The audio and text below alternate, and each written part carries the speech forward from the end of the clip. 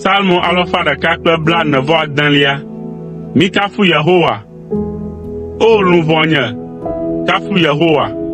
Makafu Yehowa le nyagbemenkeko katã me. Madzi kafukafu hana nye Mawu la zi ale si mele agbe. Migaɖo dzi ɖe dziɖulawo ŋu o, eye migaka ɖe amegbetɔ kodzogbea si mate ŋu axɔ na ame o la dzi o. Ne woƒe gbɔgbɔ do go le wo me la, wogatrɔna zua kewɔ. Gbe ma gbe ke, woƒe ɖoɖo siwo katã wowɔ la zua tofloko. Woyra ame si ƒe xɔnametɔ nye Yakob ƒe Mawu la, eye eƒe mɔkpɔkpɔ le Yehowa, eƒe Mawu la me. Eya ame si wɔ dziƒo kple anyigba, atsiaƒu kple nu siwo katã le eme. Yehowa nye nuteƒewɔla tegbetegbe.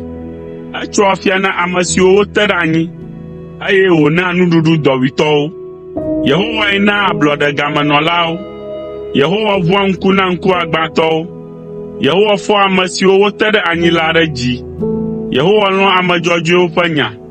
Yehowa kpɔa amedzrowo ta, eye wònye tsyɔ̃eviwo kple ahosiwo hã ta kpɔla. Ke etɔtɔ ame vɔ̃ɖiwo ƒe mɔwo.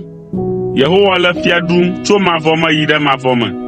O Zion, wò Mawu la aɖu fia le dzidzimewo katã me. Mikafu Yehowa.